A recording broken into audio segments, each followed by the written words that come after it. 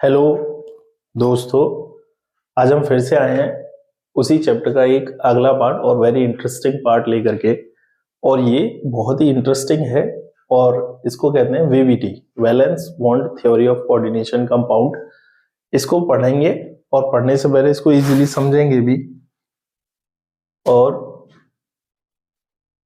Specially CBSE वाले जो बच्चे हैं, स्टूडेंट्स हैं, वो इसमें इजीली 4 मार्क्स इजीली गेन कर सकते हैं। और जो यूपी बोर्ड वाले स्टूडेंट हैं वो भी इसमें इसमें 3 नंबर कम से कम इसमें ले सकते हैं। इससे पहले जो बताया था वो उनके लिए 2 नंबर का आ सकता है, क्योंकि पॉसिबल है कि उनका जो हमारा सिलेबस है उनका यूपी बोर्ड वालों का थोड़ा सा ज्यादा है इन कंपेरेटिव, अगर वो कंपैरिजन कर रहे हैं सीबीएसई वालों से। तो बैलेंस बॉन्ड थ्योरी समझाएंगे।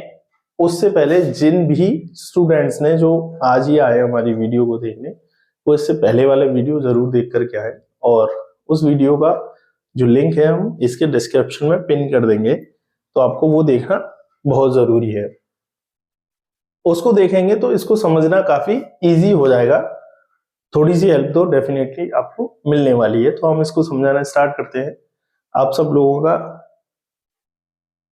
जो फर्ज बनता है वो आप निभाइए, और हमारा जो बन रहा है हम कर पा रहे हैं ऐसा हम सोच रहे हैं।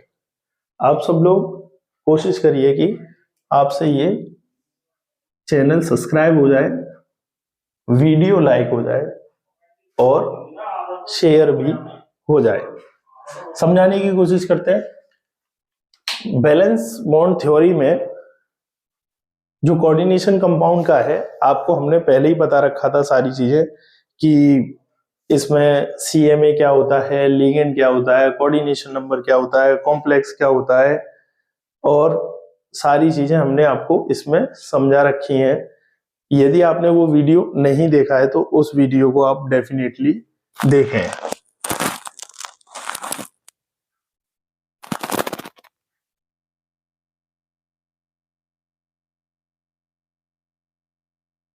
ये जो थ्योरी दी है वो लेनस और पॉलिंग ने दी है।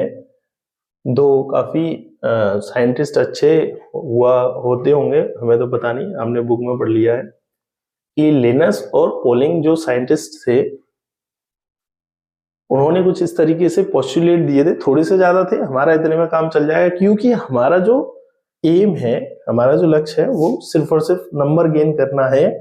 यहाँ अगर हम इसको डीपली समझाएंगे तो इसके जो पॉइंट्स हैं उनको समझने से पहले, जैसे यहाँ पे ये हाइब्रिडाइजेशन लिखा है, हाइब्रिडाइजेशन को समझना ही बहुत बड़ी बात हो जाती है। हम इससे अगर पीछे हाइब्रिडाइजेशन पे 1 घंटे की वीडियो बना सकते हैं, तो हमें वो नहीं समझना है, उसमें कुछ चीजें ही समझ लेते हैं। और सबसे पहले ये जो बोर्ड पे हमने लिख रखा है उसको समझ लेते हैं। पोस्टुलेट फर्स्ट में लिन्नन इसने क्या कहा है, सीएमए हमारी पहली वीडियो में आप देख करके आए। सीएमए मतलब होता है सेंट्रल मेटल एटम। एक ही जगह आई भी लिखा हुआ मिल सकता है कहीं पे, तो वो हो जाएगा सेंट्रल मेटल आयन, दोनों एक ही बात होती है। Central metal atom must have the vacant orbital to accept electron pair donating by ligand, यानी कि लिगेंड की तरफ से जो इलेक्ट्रॉन पेयर डोनेट करे जाते हैं सेंट्रल मेटल एटम के पास, उसके लिए वैकेंट ऑर्बिटल डेफिनेटली होते ही हैं। हिंदी में लिखा हुआ है, केंद्रीय धातु परमाणु या आयन के पास हमेशा रिक्त ऑर्बिटल कक्षक उपस्थित होते हैं लिगेंड से इलेक्ट्रॉन युग्म ग्रहण करने के लिए। हम थोड़ा सा स्पीड में इसलिए पढ़ा रहे हैं कि ड्यूरेशन इसकी थोड़ी सी लंबी हो सकती है वीडियो की, वो हम चाहते नहीं है। और जिस भी बच्चे को समझ में ना आए तो वीडियो को रिपीट करें। पोस्टुलेट सेकंड में लिखा हुआ, वैकेंट ऑर्बिटल ऑफ सेम और nearly same energy undergoes hybridization and form new same number of hybrid orbitals. इसका मतलब है कि जो खाली कक्षक होते हैं वो लगभग समान और लगभग समान एनर्जी के होते हैं, सेम और नियरली सेम एनर्जी के होते हैं, जो पार्टिसिपेट करते हैं हाइब्रिडाइजेशन में।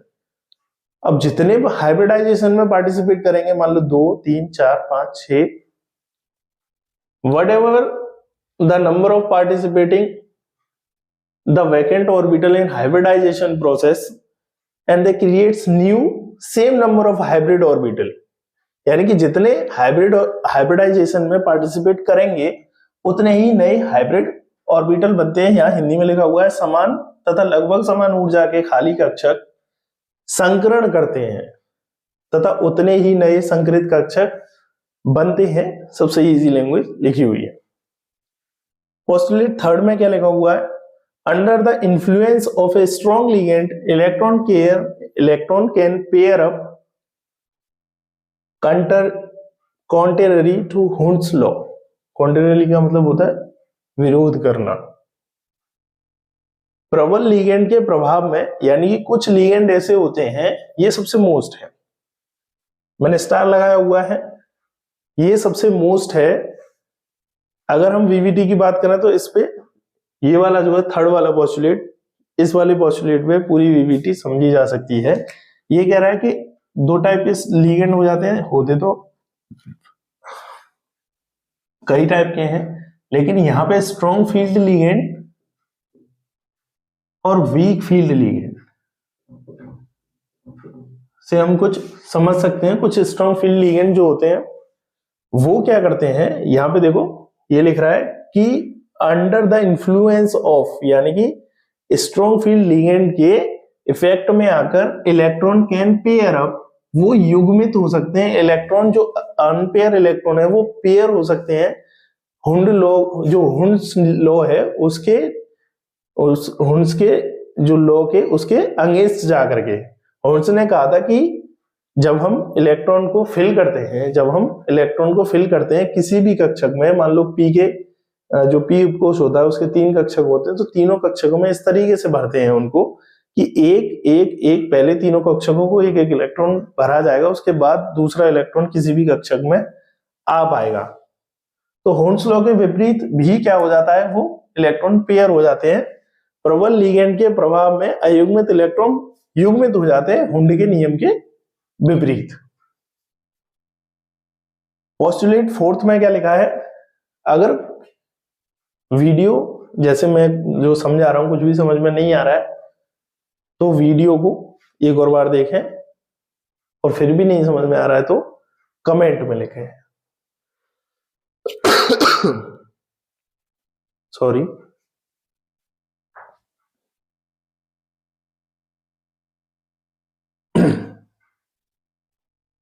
फोर्थ नंबर ऑफ पोस्टुलेट क्या कहता है? A complex is paramagnetic if it contains unpaired electron, यानी कि अगर किसी भी कॉम्प्लेक्स में अनपेयर इलेक्ट्रॉन है, यहां लिख रहा हुआ है,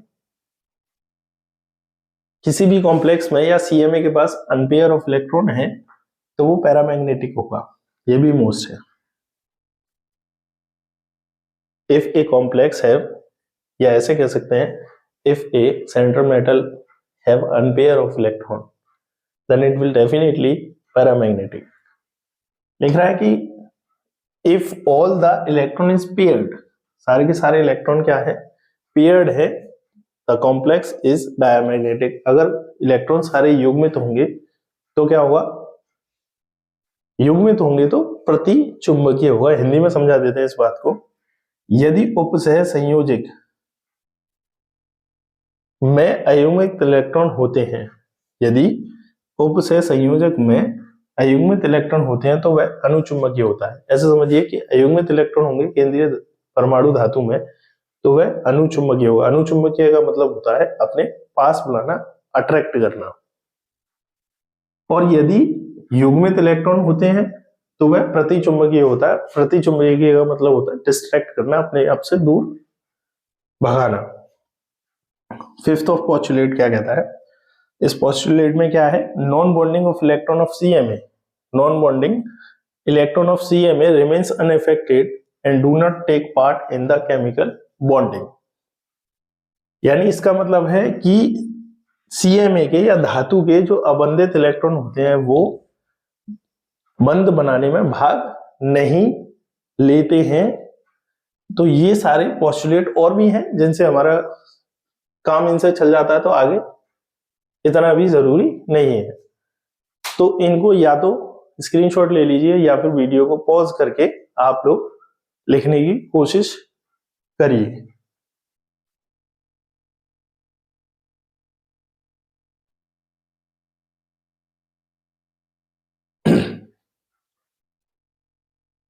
चलिए, जो भी हमने अभी समझा था उसको अब हम अच्छे तरीके से बाय एग्जांपल समझाते हैं। यहां से अब हम बीच में लिख दे रहे हैं इस चीज को, K4 FeCN6। ये हमारा एक कॉम्प्लेक्स है, और कॉम्प्लेक्स है तो मैं एक बार बता दे रहा हूं यहाँ पे क्या क्या चीजें हैं। जैसे सबसे पहले मैं इसको उठाता हूं, तो पहला नंबर है हमारा वो क्या है, आयन। सेकंड नंबर पे क्या दिख रहा है, हमें कोई बताए कि कॉम्प्लेक्स क्या है। हल्का सा पहले कल की चीजें यहाँ पे रिपीट हो जाएंगी, इसलिए मैं सारी चीजें लिख रहा हूँ। हमारे यहाँ पे कोऑर्डिनेशन नंबर क्या है, कोऑर्डिनेशन नंबर को मैं शॉर्ट फॉर्म में लिख दे रहा हूँ CN। फोर्थ नंबर हमारा बताई हुई कोऑर्डिनेशन नंबर के बाद लिगेंड क्या है, लिगेंड के बाद फाइंड करेंगे जो जो हमने कल ही फाइंड करे थे, ऑक्सीडेशन नंबर क्या है, ऑक्सीडेशन नंबर क्या है। इसके बाद सिक्स्थ नंबर पे हमें क्या देखना है कि इसमें हाइब्रिडाइजेशन क्या हुआ।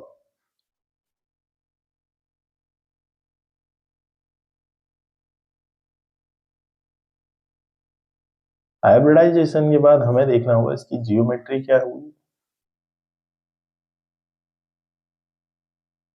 अगला जो पॉइंट है वो हमें देखना होगा इसका मैग्नेटिक मोमेंट क्या हुआ। मैग्नेटिक करेक्टर या मूवमेंट दोनों में से कुछ भी बोल सकते हैं।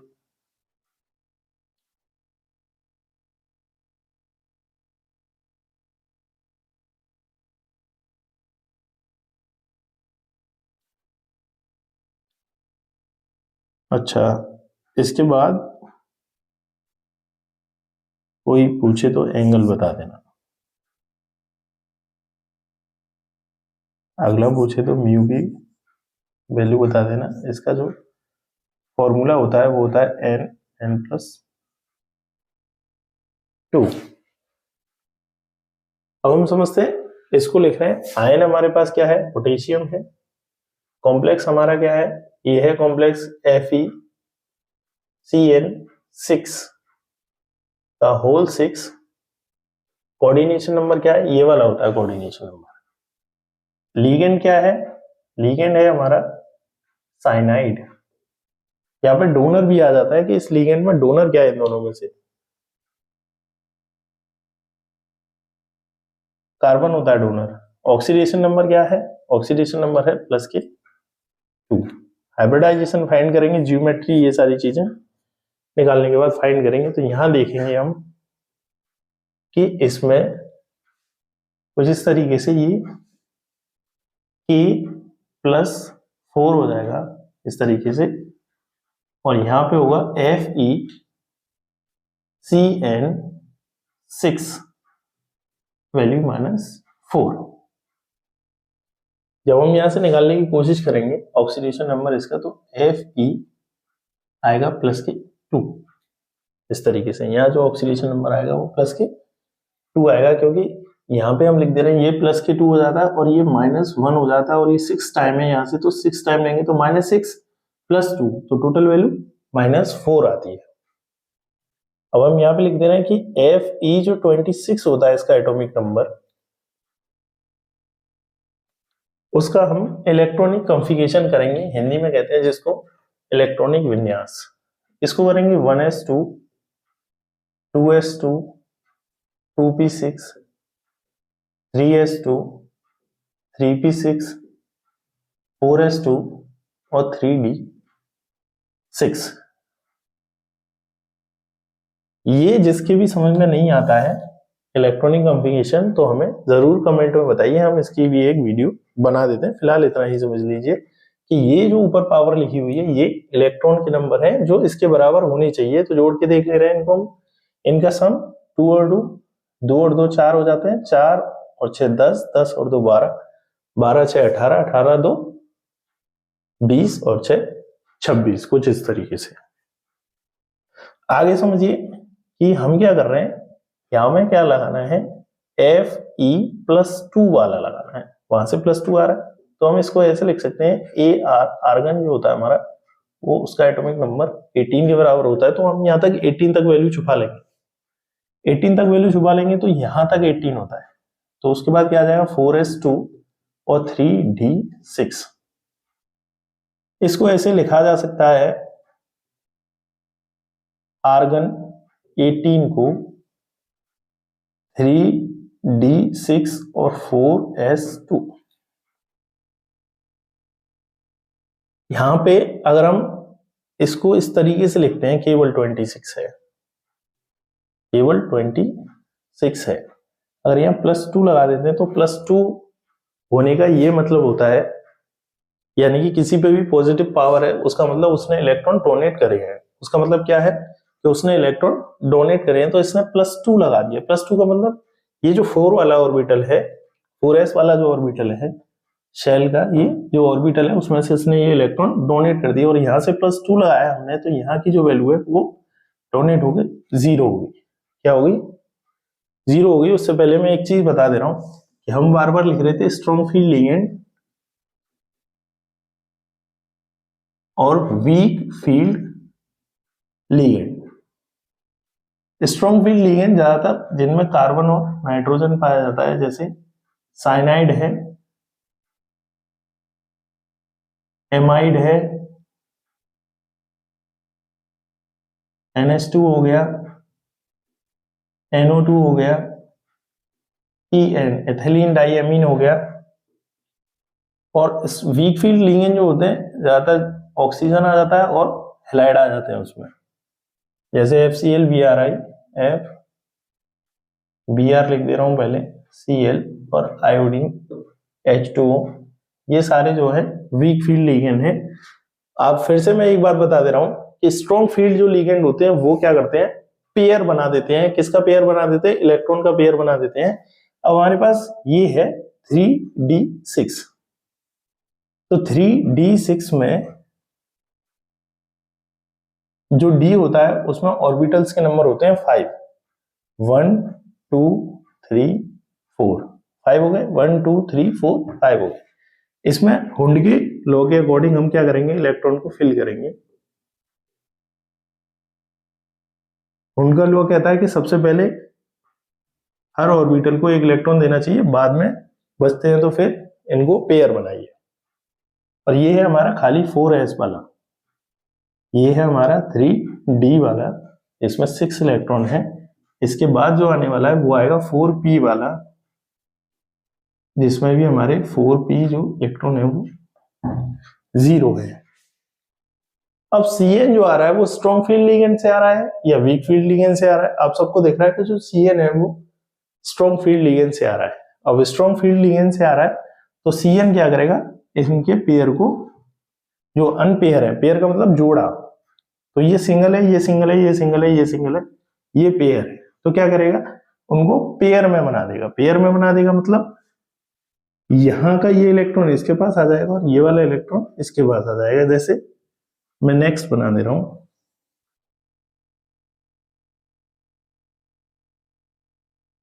तो 1 2 3 4 5 और 6, ये 2 खाली हो गए।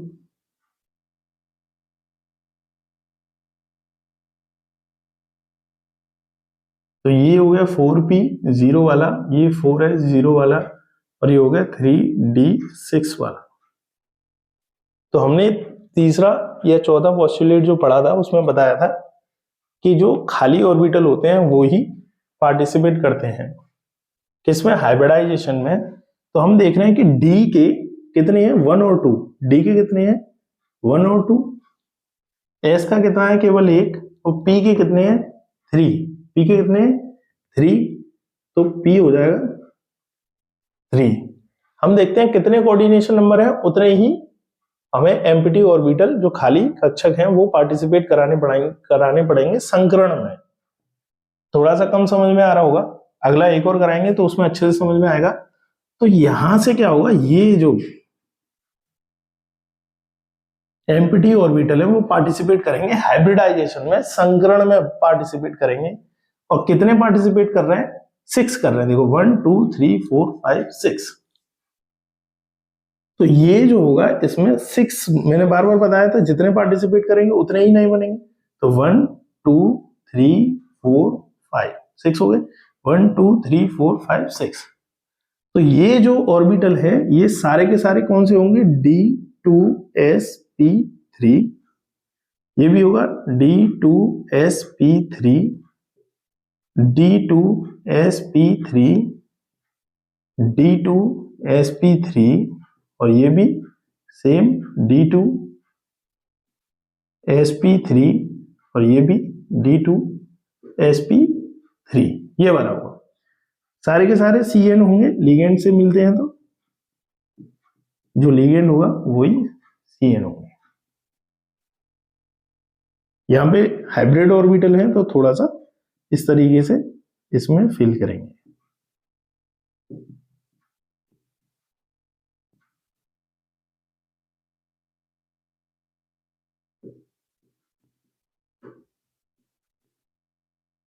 तो हाइब्रिडाइजेशन हमें पता चल गया, जो हाइब्रिडाइजेशन है वो कैसा है, D2sp3।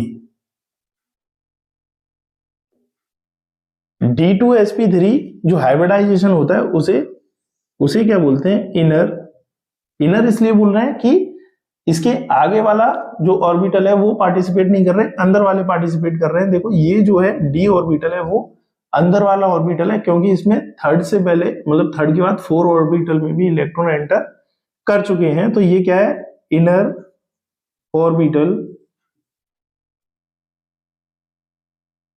कंपाउंड,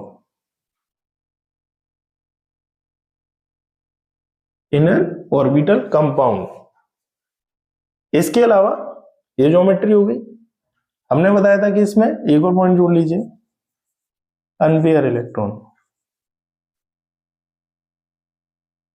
इसमें अनपेयर इलेक्ट्रॉन कितने हैं, 0। There is no unpair electron here, ये 0 हो गया। ये जो म्यू की वैल्यू निकालते हैं इसकी जो यूनिट होती है वो BM होती है, और N बराबर अनपेयर इलेक्ट्रॉन होता है। ज्योमेट्री क्या होगी, ये वाली जो वैल्यू है, ये वाली वैल्यू कुछ इस तरीके से कि कितने पार्टिसिपेट कर रहे हैं, 6, और 6 पार्टिसिपेट कर रहे हैं तो इसकी जो ज्योमेट्री होगी वो क्या होगी, ऑक्टाहेड्रल। क्या होगी, ऑक्टाहेड्रल। और ऑक्टाहेड्रल इस तरीके से बनती है। ये वाला जो स्क्वायर प्लेनर है ये कुछ इस तरीके से बनेगा।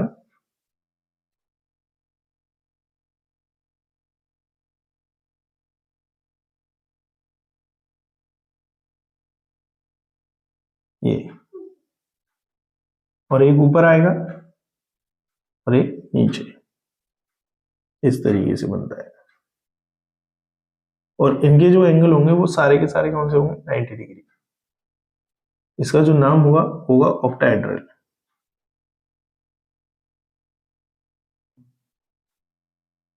इसका जो नाम होगा वो क्या होगा, ऑक्टाहेड्रल। हिंदी में बोलेंगे इसको अष्टफलकीय।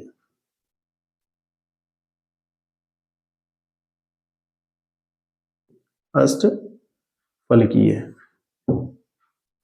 ये हो गया। तो हमने क्या किया, ज्योमेट्री लिख दी ऑक्टाहेड्रल, हिंदी में अष्टफलकीय।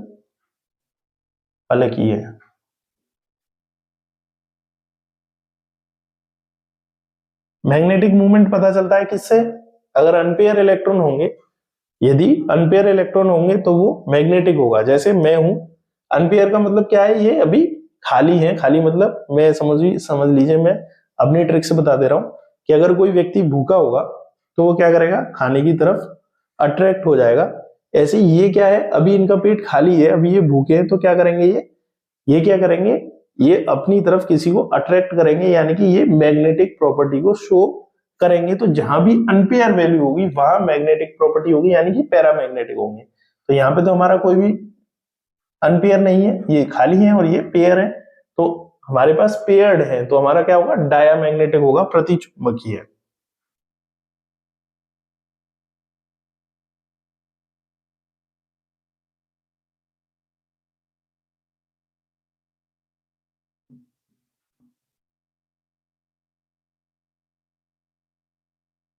प्रति चुंबकीय एंगल 90 डिग्री सारे के सारे।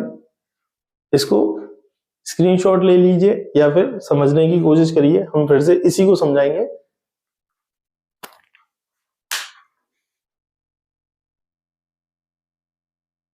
हम फिर से समझा रहे हैं, पहले इसको समझिए कि अगर ये 0 है तो n बराबर 0 रखेंगे, ये 0 ये 0, इसका मल्टीप्लाई 0 में होगा तो ये वैल्यू भी कहीं ना कहीं 0 आ जाएगी। हम यहाँ 0 लिख दे रहे हैं और 0 की कोई यूनिट लिखने की आवश्यकता नहीं है। फिर से समझ रहे हैं, ये केवल कॉम्प्लेक्स पे अप्लाई होने की वाली चीज है। कॉम्प्लेक्स में हमारी जो वैल्यू है ये +2 आ रही है, यहाँ से ये +2 इसलिए आ रही है कि हम ये निकालते हैं, चलो मैं निकाल के दिखा दे रहा हूँ, कल ही सिखाया था। जिसको भी निकालते हैं उसको x मान लेते हैं और फिर क्या करेंगे, यहाँ -4 है वैल्यू, इसकी जो वैल्यू है वो -1 है, ये 6 टाइम है तो मल्टीप्लाई बाई 6, और ऊपर वैल्यू आ रही है तो बराबर इक्वल में इसको लिख देते हैं। तो x इक्वल क्या हो जाएगा, ये उधर जाके प्लस का हो जाएगा, तो -4 उधर जाके प्लस का हो जाएगा +6, तो x इक्वल जो वैल्यू आई वो +2 आई, और ये रोमन नंबर में लिखते हैं, तो यहाँ जो वैल्यू है वो +2 आ रही है सेंट्रल मेटल एटम पर। अब सेंट्रल मेटल एटम पर ये वैल्यू जो आ रही है, अब हम क्या करेंगे, इसी तरीके से इसको इलेक्ट्रॉनिक कन्फिगरेशन करने की कोशिश करेंगे। इलेक्ट्रॉनिक कन्फिगरेशन इस तरीके से होता है, जिनको नहीं आता है वो हमसे पूछ लें, हम वीडियो बना देंगे इस पे। इसमें देखिए क्या कर रहे हैं, इसका इलेक्ट्रॉनिक कन्फिगरेशन कर रहा है। हम नोबल गैस के थ्रू भी कर सकते हैं, क्योंकि नोबल गैस जो होते हैं वो स्टेबल होते हैं, उनका इलेक्ट्रॉनिक कन्फिगरेशन सब लेने की कोशिश करते हैं।